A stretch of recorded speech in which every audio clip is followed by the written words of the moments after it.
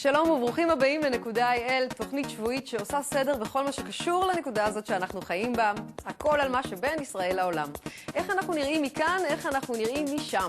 חצי סיכה על מפת העולם וכל כך הרבה נקודות מבט. והפעם, World Art, קדימה מדע. נקודה IL, יצאנו לדרך. קדימה מדע הוקם בישראל בשנת 2007 על ידי ארגון החינוך הבינלאומי World Art הפועל בכל רחבי העולם. הפעילות בארץ מתמקדת בפריפריה מכל המגזרים. על מטרות ה-World Art קדימה מדע, משמעויות העשייה והתהליך החינוכי והחברתי העומדים מאחורי כל זה, אנחנו נדבר מיד עם המנכ"ל אבי גנון. הפארק המדעי בקריית ים הפך לשם דבר בשנים האחרונות וממש שינה את פני היישוב. צוות נקודה IL ליווה את צוות World Art קדימה מדע במקום. יוזמות החינוך של קדימה מדע משנות את פניה של ישראל בשנים האחרונות מצפון לדרום. שמואל סיסו, ראש עיריית קריית ים, ומוטי דותן, ראש מועצת גליל תחתון, יהיו איתנו בעניין הזה. קידום לימודי המדע והטכנולוגיה, שילוב טכנולוגיות מתקדמות בהוראה ובלמידה, באים לביטוי מוחשי בפרויקט הכיתות החכמות של World Art קדימה מדע, נעשה בשיתוף עם המשרד לפיתוח הנגב והגליל ועם משרד החינוך. צוות נקודה IL יצא לחורפש להביא את התמונות. הרבה מילים גדולות עומדות מאחורי העשייה החינוכית. אנחנו רוצים לדבר על הדרך בה מתרגמים את המילים האלה לעשייה ממוקדת, ואיתנו יהיו שניים, דוקטור עידו חורש, מנהל מרכזי יוניברסיטי, ואיריס וולף, שהיא מנהלת המחלקה הפדגוגית של World Art קדימה מדע.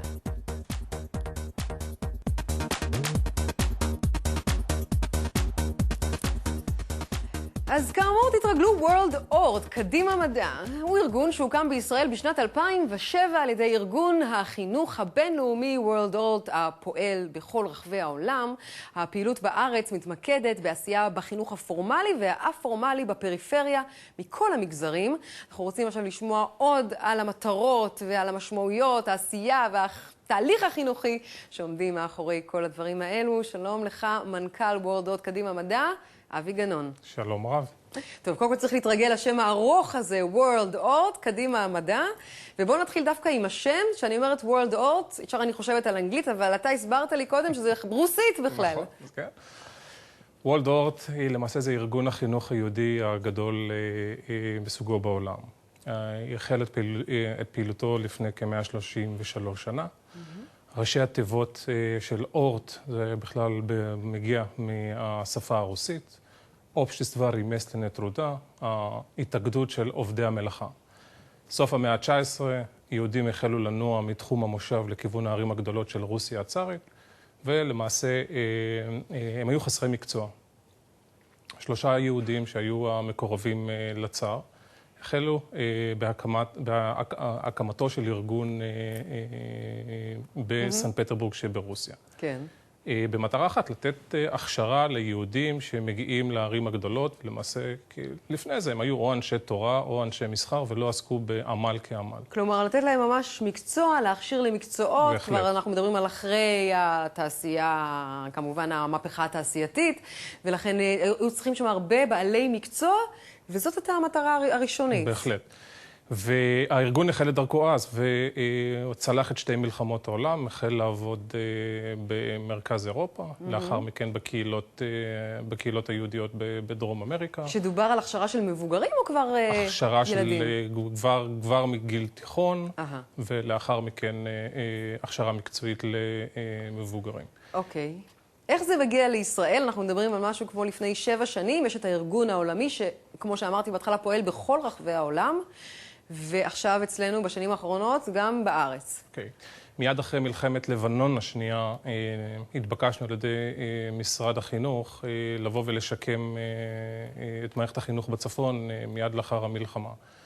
ויחד עם משרד החינוך החלנו בפעולה מאוד מסיבית בסיוע בקידום המדעים והטכנולוגיה בבתי ספר באזור הצפון בהתחלה, וזו הייתה ההתחלה. זו הייתה ממש ראשית המעשה של הפעולה שלנו בישראל. כשאתה אומר לשקם את החינוך, למה בדיוק הכוונה? הכוונה זה גם לצמצם פערים מהמרכז, וגם בעקבות המלחמה לסייע לבתי הספר בפיתוח תשתיות, גם של למידה מרחוק וגם בנושא של קידום המדעים והטכנולוגיה. אז התחלתם באופן ספציפי, נקודתי, שם מיד אחרי המלחמה. בהחלט. ואז אבל לקחתם את זה צעד אחד, או אולי כמה צעדים קדימה. לקחנו את זה כמה צעדים קדימה, ולמעשה הפכנו להיות השותפים האסטרטגיים של משרדי הממשלה, גם של משרד החינוך והמשרד לפיתוח הנגב והגליל, ולמעשה החלנו בביצוע פרויקטים רוחביים שגם בצפון וגם בדרום, כאשר הפרויקטים חולקו למעשה גם לבתי הספר וגם ליישובים כיישובים מבחינת הסיוע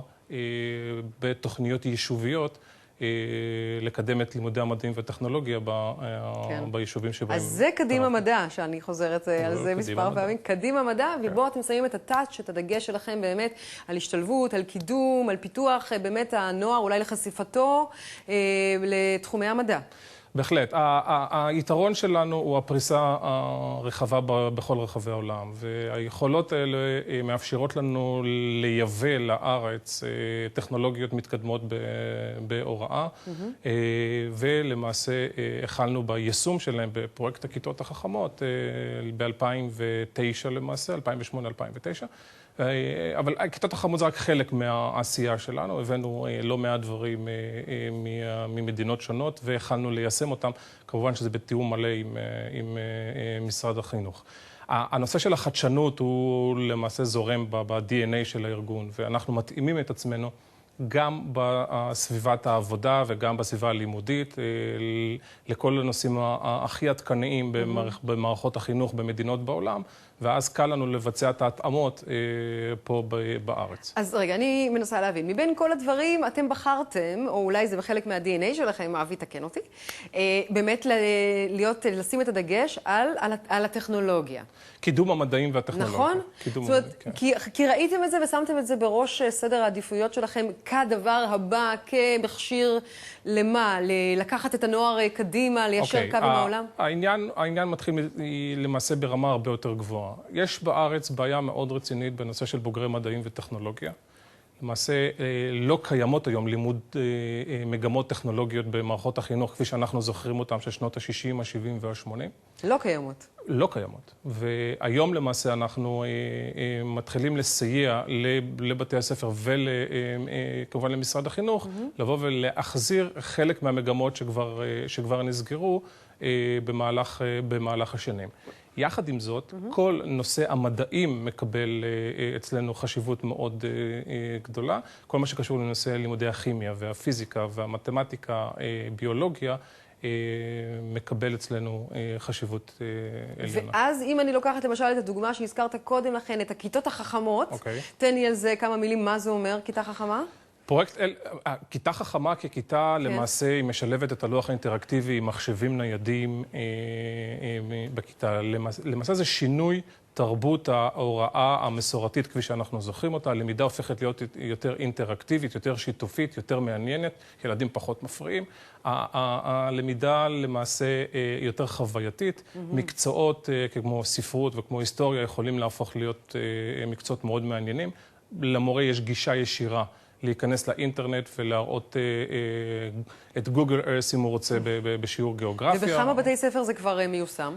כרגע אנחנו, למעשה זה פרויקט 1,000 כיתות חכמות, הוא אמור להיות מושלם ב-2015, ובמסגרתו הכיתות יופעלו ב-200 בתי ספר. עכשיו, הזכרת כל הזמן שבעצם, וגם אנחנו הזכרנו את זה, שזה בעצם בשיתוף עם משרד החינוך. עכשיו, אנחנו אומרים בעצם, משרד החינוך הוא הזה שאחראי, הוא הגוף שאחראי על חינוך ילדינו, למה הוא צריך עוד שיתופי פעולה כאלה עם גורמים אחרים? אוקיי, למעשה משרד החינוך כרגולטור, מבחינתנו, או אנחנו מבחינתם, מהווים קרקע לחדשנות. והפרויקטים שאנחנו מביאים לישראל, והפרויקטים שאנחנו חושבים עליהם ביחד, גם עם אנשי משרד החינוך לצורך העניין, לא תמיד התקציב מאפשר למשרד החינוך לבוא ולבצע את מה שהם חולמים ורוצים. ויש ארגון שבא ומוכן לסייע למשרד החינוך לבצע פרויקטים. פרויקט הכיתות 1,000 הכיתות החכמות היה קטליזטור אחד הקטליזטורים המרכזיים בתוכנית התקשוב הלאומית שמשרד החינוך הכריז עליה. ופריצת הדרך שלנו, לצורך העניין, הביאה את משרד החינוך להמשך נושא תקשוב במערכת החינוך. אם אני סופרת נכון, 6 שנים אתם כבר פה. 7 שנים עוד מעט, ואנחנו לא עברתי את הכיתה החכמה שלכם. לא, איך שעשיתי מ-2007 עד 2013 יצא לי 6. בכל מקרה, אז עכשיו אנחנו מסתכלים, קודם כל פנינו קדימה, ואני גם אראה אותך לקראת סוף התוכנית כדי שנוכל לדבר על העתיד, אבל כבר אתם יכולים לראות איזה שהם סימנים לשינוי שאכן הכיתות החכמות ושאר הפרויקטים שלכם נושאים פרי? תראי, תהליכים כאלה של מערכות תקשוב ומערכות הכנסה של טכנולוגיות יוצרות התנגדויות. וישנו תהליך מאוד ברור וידוע לאן אנחנו רוצים להביא את המערכת. אגב, יחד עם משרד החינוך, זאת אומרת שזה מתואם ביחד איתם. ותהליכים כאלה לוקחים זמן. אנחנו רק בראשית הדרך. יש לנו כבר תוצאות. כיתות החכמות זה רק חלק מהפרויקטים. כן. יש פרויקטים רחבים שאנחנו מקדמים את המדעים והטכנולוגיה, ואנחנו יכולים לראות, במהלך התוכנית, אתם תראו מה נעשה בקריית ים ומה נעשה בחורפיש, על מנת לתת קצת אינדיקציה על מה שהארגון עשה בכוח אדם מאוד מצומצם, כי זו המסורת העבודה שלנו. אנחנו ארגון לא גדול, אבל שיודע לעבוד בצורה יעילה ומאוד מהירה לקדם מהלכים. טוב, אז עשית לי כבר את ההובלה על האייטמים הבאים, ותודה רבה לך על כך, ואנחנו ניפגש גם בהמשך. תודה, אבי. 100%, תודה רבה. אז כמו שאמר אבי גנון, המדע פארק בקריית ים הפך לשם דבר בשנים האחרונות, וממש שינה את פני היישוב, וצוות .il שלנו ליווה את צוות WorldOrt. קדימה מדע במקום.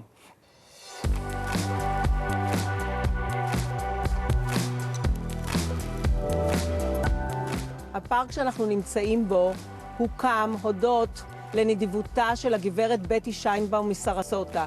החזון של הפארק הוא להיות מרכז מבקרים בינלאומי, שתלמידים יגיעו מהארץ ומהעולם ללמוד על נושאי פיזיקה, אקולוגיה, אסטרונומיה, בדרך חווייתית מתוך הנאה וכיף. והלב נשאר אטום, והימים מסוגל לקחת המון אוויר, להיכנס למים עמוק ממש לעומק. כל המוצגים בפארק הם מוצגים אינטראקטיביים. התלמיד נוגע, רואה, חש, ותוך כדי זה לומד על תופעה ועיקרון פיזיקלי. והימים כל כך יפים, הלילות של החול. כל הגנים לכל התכונות, לא רק שהם ישנם, אלא ניתן להפעיל אותם מחדש. ארגון WorldOrt זה ארגון יעיל ותומך, ששם לו מטרה צודקת, והיא לתמוך בבתי ספר מהפריפריה, בתי ספר שהיו ביניהם פערים לעומת בתי הספר במרכז. מלחמות, ההיפוכים, בסוף יוצאים מחוזקים לעולם. אני בתור תלמידה שרוצה להתפתח במדע גם בעתיד, לכל כיוון רפואה או מעבדה, הלימודים כאן מפרים אותי לדעת ולהתנסות, להבין יותר דרך מוחשיות, דרך הידיים שלי, ולא רק דרך מה שמסבירים לי. כשוורלדורט קדימה מדע נכנסו לתמונה לפני מספר שנים, זה נתן עוד דחיפה לאנשים לא לצאת מהעיר, שוב לתרום לקהילה יותר. מוסד כזה כמו WorldOrt עולמי שהראה דוגמה שהוא עוזר לקהילה ונותן לקהילה לאו דווקא בבית הספר, אלא גם כמרכז לאתיופים.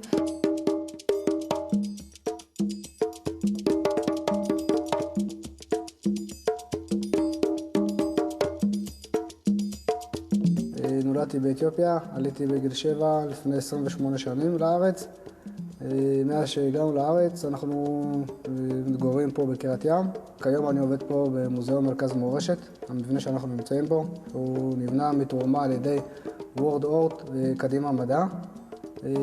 המקום הזה הוא אמור לשמש כמוזיאון למורשת יהדות אתיופיה, שבו הוא יכיל את כל ההיסטוריה ואת כל המורשת ואת כל התרבות, גם את בני הקהילה וגם את הקהל הרחב שהם לא בני הקהילה.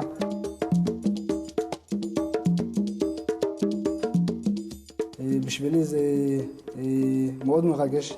עד לא מזמן, כמו כל הבני גיל שלי שהיינו, שככה לא כל כך היינו, ככה התחברנו לתרבות ולהיסטוריה, למורשת שלנו. רצינו להתאמה בתוך החברה הישראלית, בתוך הקהילה הישראלית, שבעצם בלי העבר שלך, זה ההווה שלך והעתיד שלך הוא מעורפל. ואני רואה את זה ככה, וזה בשבילי המקום הזה הוא לא רק עבודה, הוא שליחות. וזה הדבר הכי טוב שקרה לי עד עכשיו, מאז שככה, שאני פה בארץ. הסוף יוצאים מחוזקים מהעולם. אם אני בודק את הבית ספר ב5 שנים האחרונות, ואני יכול לראות שב5 שנים האחרונות אחוז הזכאות עלה בצורה מאוד דרמטית. אבל בעיניי מה שחשוב יותר מכל, שיש רצון לשירות משמעותי בקרב הילדים האלה הרבה יותר מבעבר. אנחנו רואים יותר ילדים שמתגייסים ליחידות קרביות, יותר שרוצים להיות שינשינים. אלה מדדים בעיניי שהופכים את התלמידים שלנו לאזרחים יותר טובים. השינוי התחיל עם כניסתו של וורד אורט לקריית ים. כן, אז בהמשך ישיר לכתבה הזו שראינו, עכשיו אנחנו ממשיכים לדבר על יוזמות החינוך של וורד אורט, קדימה מדע שמשנות את פניה של ישראל בשנים האחרונות, מצפון לדרום.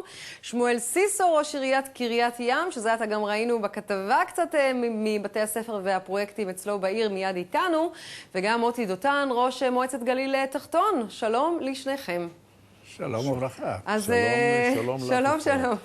אז אני אפתח באמת עם מר סיסו. הנה, ראינו את הכתבה ומה קורה בעירך, וזה נראה מזמין, ובאמת ששינויים קורים שם. נכון. אפשר לומר שרוח חדשה וסוחפת נכנסה לקריית ים. סוחפת ממש. בהחלט, כי השינוי שקרה במערכת החינוך בקריית ים, הוא לא בבית ספר מסוים, הוא לא בכיתה מסוימת, לא במגמה מסוימת. אלא סחף את מערכת החינוך בכלל. אתן לך דוגמה, יש לנו היום במספר גנים אפילו חוג לרובוטיקה לילדי הגן, שמרכיבים רובוטים, מפעילים רובוטים. איפה זה היה כשאנחנו היינו ילדים? לא היו דברים כאלה, נכון, נכון. ממש לא. ואתה חושב שבאמת בעצם הכנסת האמצעים האלו כבר לגני הילדים, אנחנו נראה את השינויים ותוצאות שאלה בעתיד, הלא רחוק? אנחנו כבר רואים את השינויים, לא צריך לחכות לעתיד. כן. הזכיר מנהל בית הספר, אני יכול לומר, אני לפני שבוע חילקתי תעודות בגרות לבית הספר, לתלמידי בית הספר רודמן, 96% מתלמידי בית הספר סיימו את בית הספר עם בגרות בהצלחה, ואני חייב להוסיף, מיד הספקנים יגידו, בטח העיפו את התלמידים החלשים. לא. אחוז הנשירה ירד באורח דרמטי מבית הספר. כי באמת, כמו שגם אמר לנו מקודם אבי גונן, וגם ראינו את זה בכתבה, פשוט לילדים יותר כיף וחווייתי ללמוד, יותר קל להם ללמוד. נכון, הרבה יותר כיף, סביבה לימודית הרבה יותר כיפית, אמצעים משוכללים ביותר.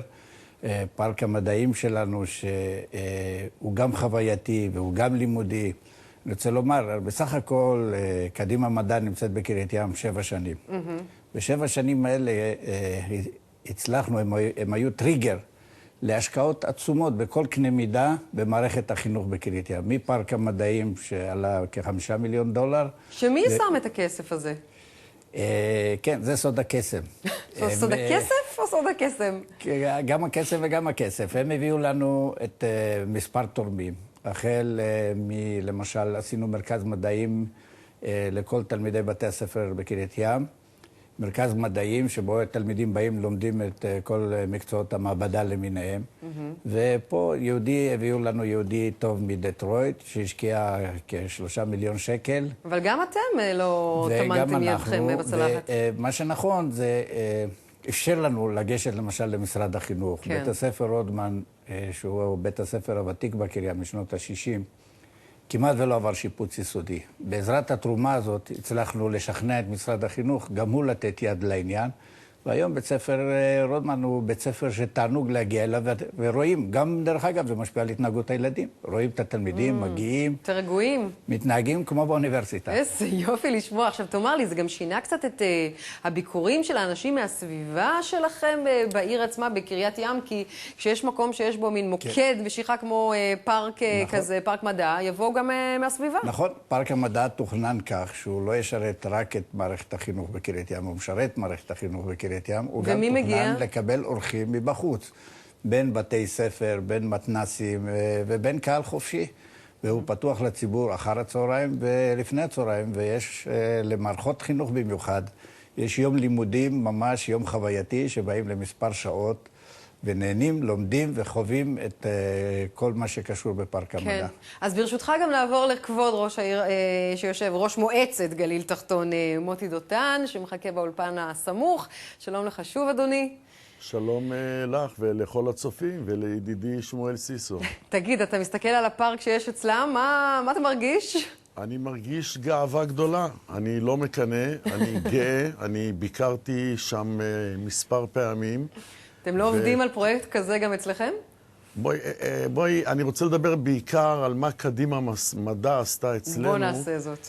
ובואי נעזוב את הפארק שהוא פרויקט מדהים ומרגש, ואני חושב שהוא שינה את המציאות בקריית ים. אז בוא נדבר באמת על המפגש שלכם. אני צריך להגיד קודם כל איך התחיל המפגש נכון. שלי עם קדימה מדע וולדורט.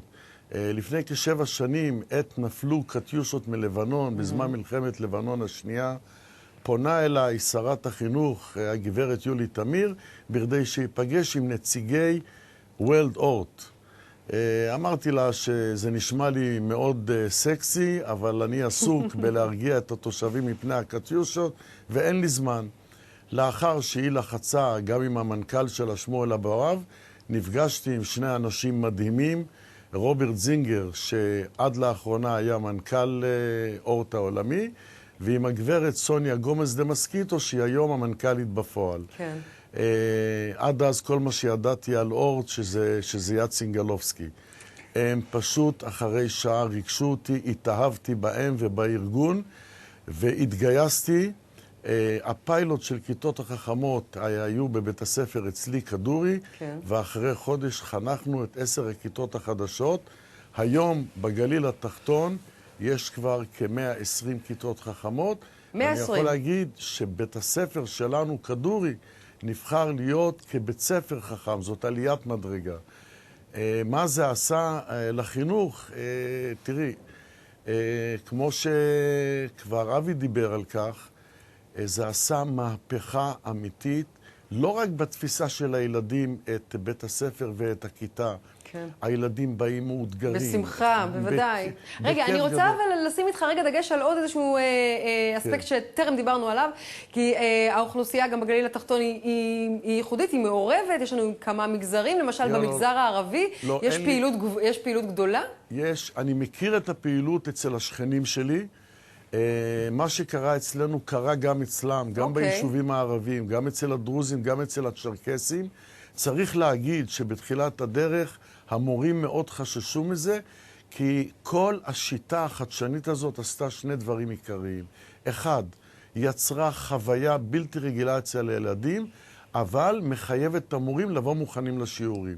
היום אני יכול להגיד כל המורים, מכל בתי הספר, גם אצל השכנים שלי, הלא יהודים, הערבים, הצ'רקסים, הדרוזים, המהפכה הזאת קרתה. אני אגיד לך איפה אני רואה את השינוי העיקרי, לא רק בסביבה הלימודית. אחוז זכאי הבגרות בגליל התחתון תמיד היה גבוה, אחוז המתגייסים לצה"ל היה גבוה. אני רואה את השינוי הבסיסי בעובדה שיותר ילדים הולכים לכיוונים הטכנולוגיים-מדעיים, דבר שמאוד חסר בחברה שלנו. צריך להגיד שבלי השותפות האמיצה של משרד החינוך, נגב גליל, ושל השר סילבן שלום עצמו, לא היינו מצליחים להתקדם בצורה מדהימה כזאת ובתקופה קצרה כזאת עם קדימה מדע וולדורט. יפה, יפה, יפה, ואני באמת רוצה אולי שמילה אחרונה של שניכם, וגם שמואל סיסו, אתה יכול להצטרף, כי הרי צופים בנו עוד ראשי ערים ויישובים אחרים, ואני הייתי שמחה לשמוע את הטיפ שלכם, כי אתם שניכם נשמעים מאוד מרוצים, הנה 6 שנים סוגרים, ואתם מונים כאן את ההצלחות ואת השינוי שזה עשה, אז טיפ שלכם לעניין השיתוף פעולה עם וולדורט קדימה מדע? אני אפתח, כי סיסו יש לו כבר פארק מדעי. טוב. אני מציע, קודם כל 2 דברים אני רוצה להגיד לך שקרו מרגשים. מדברים כל הזמן, לא רק על שוויון בנטל, אלא על צמצום פערים. אני הבוקר, כשנכנסתי לפה, פגשתי את אחד הטכנאים שלכם בחוץ, ישנתי איתו סיגריה, והוא רצה לדעת מה זה קדימה מדע, וולדורט, ושסיפרתי לו, הוא אומר, תשמע, אני תל אביבי ואני מקנה. הצמצום הפערים שגרמו משרד החינוך, נגב גליל וקדימה מדע, הוא בעובדה שרק אצלנו בנגב ובגליל יש את הפרויקט החדשני והמדהים הזה, ולא בתל אביב, ולא ברעננה, ולא בכוכב יאיר, ולא במודיעין. אז שמואל סיסו, מה שאומר לי כאן עכשיו מוטי דותן, זה שאולי באמת עכשיו יבואו התל אביבים וירצו לעשות הגירה החוצה לפריפריה. זה מה שאני רוצה לקרוא למשפחות הצעירות, שיבואו לקריית ים, לגליל התחתון, לגליל בכלל וגם לנגב. יפה, תודה. הם אכן מוזמנים, והמהפכה היא רק בתחילתה. אני רוצה לציין, סיפר מוטי על איך הוא הכיר את רוברט זינגר וסוניה, גם אני הכרתי באותן נסיבות. אני קצת האמנתי יותר מאשר מוטי, אבל מה שכן, הם הגיעו, שאלו מה אתה צריך? אמרתי, 1, 2, 3, 4, 5. הסתכלו בפנים חמורות סבר, כן, כן, כן, אתה תקבל. אני מכיר הבטחות, אבל פתאום אחרי 3 ימים מגיעה מסעית ואני מקבל. פגשת בצורה נדירה אנשים שמקיימים, אתה אומר. מקיימים, ולא רק זה, אבל אני חושב החשוב הוא שברגע שיצרנו שיתוף פעולה ואמון הדדי, הדברים עלו בטור הנדסי. ופרויקט אחרי פרויקט, פרויקט אחרי פרויקט, כולל, דיברנו על פרויקטים פיזיים, כולל ילדים שנסעו לקהילות באטלנטה, כולל מורים שנסעו לסמינרים של מורים למדעים בלונדון. מדהים. וכל זה ביחד, זה מה שיוצר ויצר את השינוי. אנשים שיודעים לעשות, ויש להם את האמצעים, וביחד יוצאים פה דברים באמת מופלאים. אפרת, דבר אחרון. כן, מילה אחרונה. דבר אחרון. קדימה מדע וולדורד פועלים בארץ באמצעות באמת צוות יעיל, קטן, מצומצם, בראשות אבי גנון, מנכ"ל נמרץ. קדימה מדע מעורבת בעוד הרבה פרויקטים מרגשים, שבדרך כזו או אחרת קשורים לנושא החינוכי, ואם תרצי פעם לשמוע עליהם, אני אשמח להתארח אצלכם שוב. אני מבטיח לרגש אותך ואת הצופים. תודה רבה לשניכם. תודה לך. תודה לך. קידום לימודי המדע והטכנולוגיה, שילוב טכנולוגיות מתקדמות בהוראה ובלמידה, באים לביטוי מוחשי בפרויקט הכיתות החכמות, שכמו שדיברנו עליהם מקודם, של וורלד אורט קדימה מדע, שנערך בשיתוף עם המשרד לפיתוח הנגב והגליל ומשרד החינוך. צוות .il יצא לחורפש להביא את התמונות.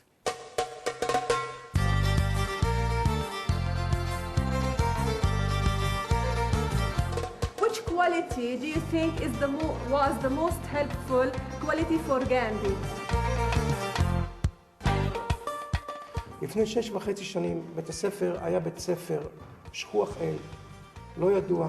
מאז הפך בית הספר בסיוע של וורלד אורט קדימה מדע לאחד מבתי הספר המובילים במגזר הדרוזי ובארץ בכלל, ומהווה מקום עלייה לרגל כדי ללמוד מהי פדגוגיה חדשנית, מהו בית ספר דיגיטלי, מהי כיתה חכמה, מהי למידת חקר באמצעות הטכנולוגיה, בשילוב הטכנולוגיה. אנחנו מרגישים היום בבית ספר שקדימה מדע הם מין מטריה כזאת שמגינה על התלמידים, על המורים, על ההורים, על הקהילה, גם בתמיכה הכלכלית שלהם, גם בסיוע החומרי שהם עושים, גם במלגות, גם בפרסים שהם מחלקים, הצטיינות למנהלן, פיתוח חומרי לימוד. אני וגם המורים מרגישים שאנחנו מקצוענים יותר. גם מבחינת הקשרים שלנו עם מורים מחול, בתי ספר מחול, משלחות שאנחנו עושים, זה עושה שינוי אדיר. אנחנו יכולים לשלב בין הטכנולוגיה לבין הפדגוגיה באמצעות הלוח החכם, שהוא מהווה כלי תקשורתי, כלי חשיבתי, שאנחנו יכולים לשלב כל מיני שיטות הוראה, ואנחנו יכולים לנתח שיעור שלם באמצעות הלוח החכם. היום אנחנו עומדים להציג פרויקטי סיכום לסוף השנה. אנחנו בנינו רובוט שלא נופל מהשולחן, יעזור לנכה כאשר נמצא ליד השולחן להביא לו דברים.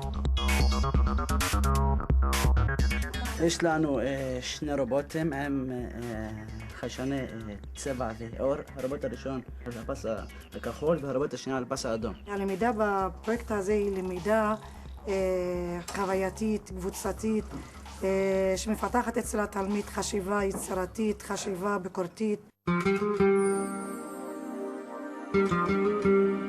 הרובוטיקה נתנה לי את ההזדמנות, כמו שאר בני הנוער, להוציא רעיונות, להוביל רעיונות ופטנטים, וגם לחוות את אותה חוויה שהם חוו אותה. וורלד אורט קדימה מדע עשה הפיכה אמיתית בבית הספר. ההפיכה הזאת מתבטאת בשינוי הקוד האתי של העבודה.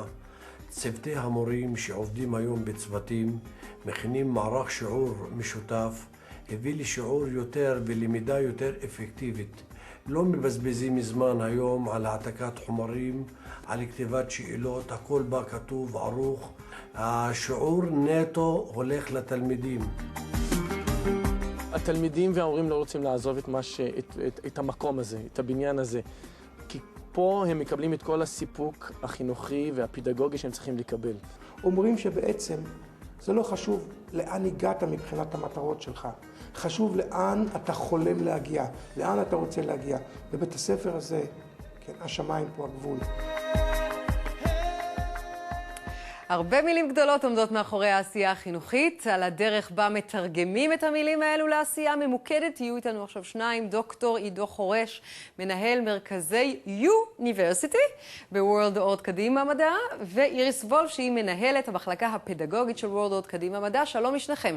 שלום, שלום. אז אנחנו נתחיל ביוניברסיטי, לא יוניברסיטי, אתה יוניברסיטי. נכון. ספר לנו על הפרויקט. אז בעצם מרכזי יוניברסיטי אלה מרכזי מצוינות למדע ולטכנולוגיה, וכמו שציינת, זה יוניברסיטי. רוצה לומר, אתה התלמיד, הולך לאוניברסיטה. גם אם בנקודת הזמן הנוכחית אתה לא מאמין שזה רלוונטי. או אתה עדיין צעיר מדי בעצם, נכון? או אתה צעיר מדי, אבל אנחנו בעניין של לטפח גם את תחושת המסוגלות וגם את ההבנה של כל ילד וילדה שמשתתפים בתוכנית הזאת, שהליכה ללימודים אקדמיים זה משהו שהוא רלוונטי עבורם בהחלט, וזה משהו שנתון בידיהם. תגיד, איך אתם צריכים לשכנע את הילדים האלה לבוא אליכם? כי אתה אומר, למה שלא ילכו לשחק? הם בטח אוהבים יותר לעשות משחקים במחשב או באייפד, או למי שיש יכולת עדיין לעשות משחק עם החניים למטה, אם יש כזה דבר עדיין. מה? איך יבואו אליכם? אני אומר שהאמת היא שזה באמת השאלה שמאוד מאוד הטרידה אותי. האופן שבו אנחנו מתחרים במרכאות, או לא במרכאות, על התשומת לב של בני הנוער.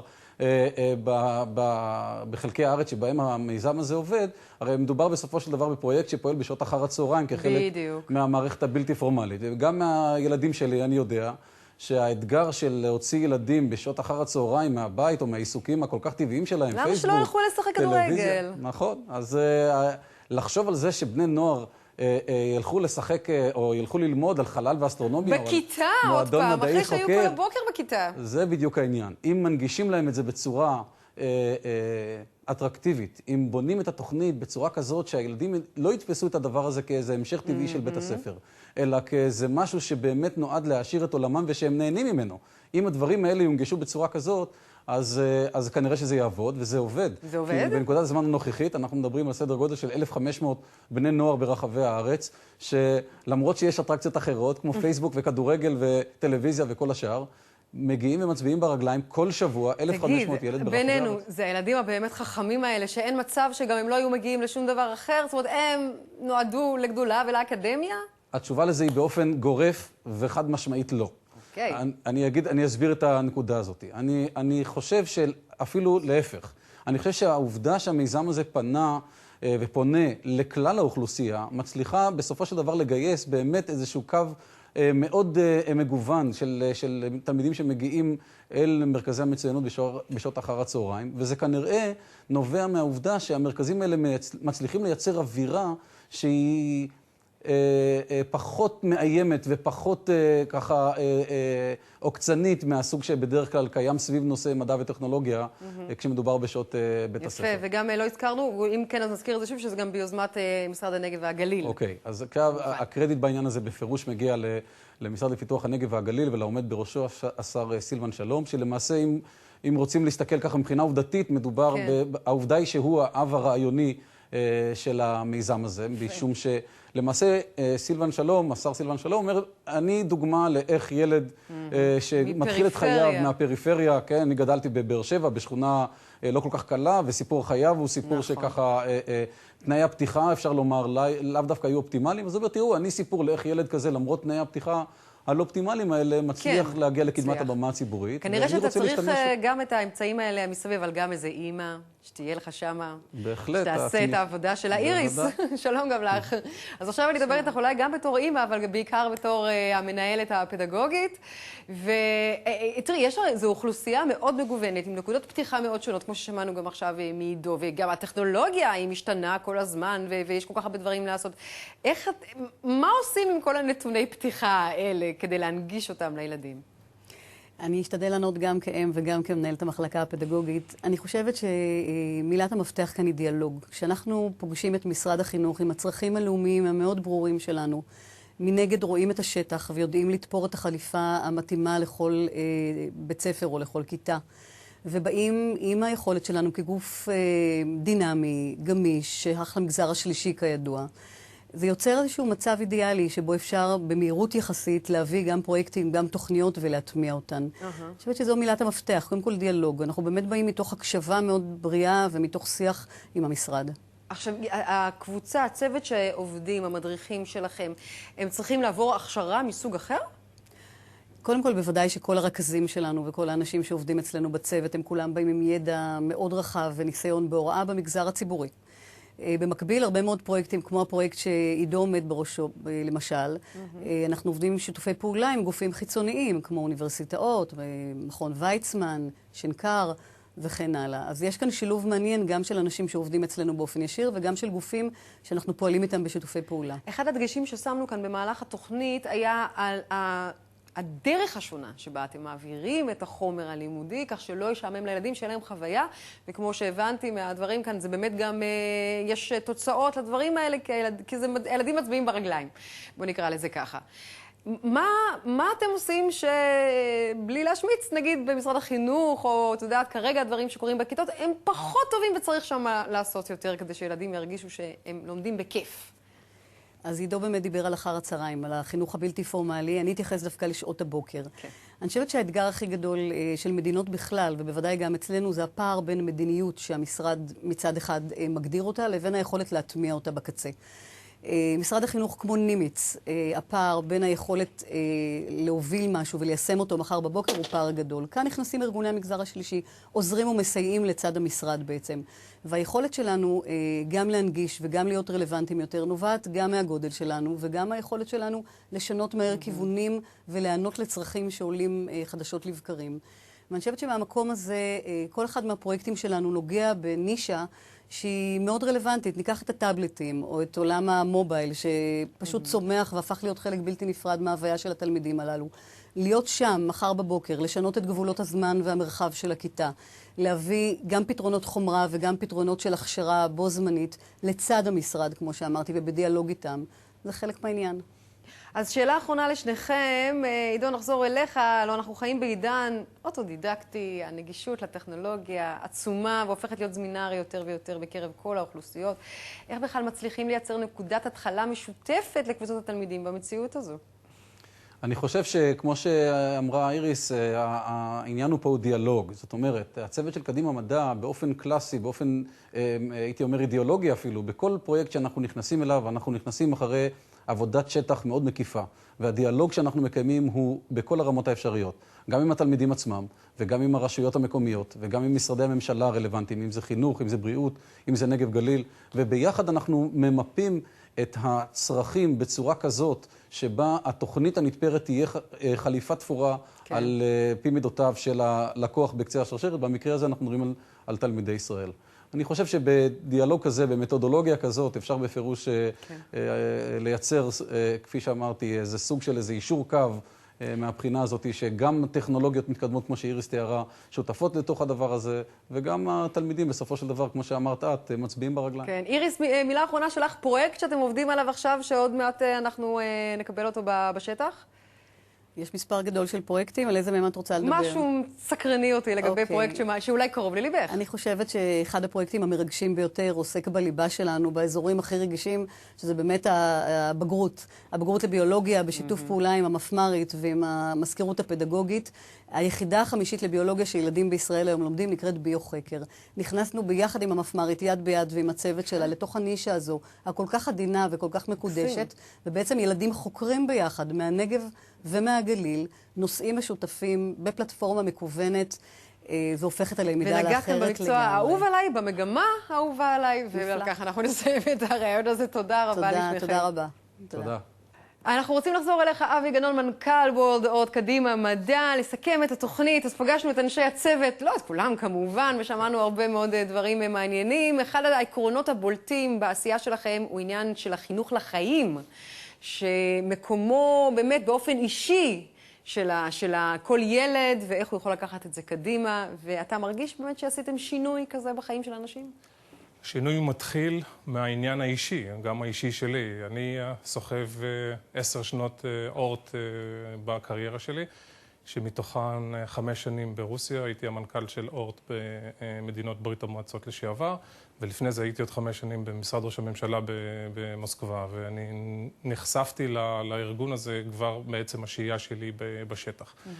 השינוי מתחיל, אני באר שבעי, ואפרופו פריפריה, ואחת הערים הראשונות שהגענו לעבודה בישראל הייתה באר שבע. וקיבלו אותנו שם כמובן בזרועות פתוחות, ואנחנו נכנסנו לעבודה יוצאת מן הכלל שם. מה שראיתם בקריית ים ומה שראיתם בחורפיש, יש עוד עשרות רשויות שנכנסנו לעבודה מאתגרת שם. אבל אני רוצה לדבר שנייה גם על העתיד, על שינוי שאנחנו הולכים לחולל בקרב עשרות צעירים בישראל ובתפוצות. אנחנו הולכים להשיק פרויקט יוצא מן הכלל, פרויקט ייחודי של הכשרת מהנדסים צעירים, שהפרויקט נקרא אנייר.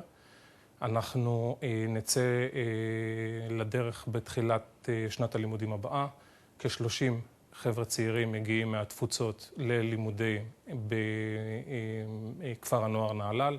הפרויקט הוא משותף לנו, לטכניון, משרד החינוך, ויצו וכפר הנוער נהלל, ובמסגרת הפרויקט הזה יוכשרו כ-600 מהנדסים צעירים בטכניון, עם תואר ראשון של הטכניון, לנסות לתת מענה למשק. אז אם זה לא שינוי, אז מהו שינוי? אז הדבר הבא זה רק להתחיל לחפש להם עבודה, לא? בהחלט, כן. טוב, אבי, המון תודה לך ולכל האנשים היקרים שבאו והתארחו אצלנו הבוקר בתוכנית, ותמשיכו בעבודתכם הברוכה. תודה לך ולכל הצוות. ותודה רבה גם לכם שהייתם איתנו. אתם מוזמנים להיכנס כרגיל לדף התוכנית באתר נאנה 10 ולהגיב על המתרחש. אנחנו נתראה בנקודה הבאה, ולא נחתום לפני שנאמר לכם ששיר השבוע הוא בחור אנלוגי בעולם דיגיטלי של עולה ארצ'יק. ואל תשכחו תמיד, אם תרצו, אין זו אגדה.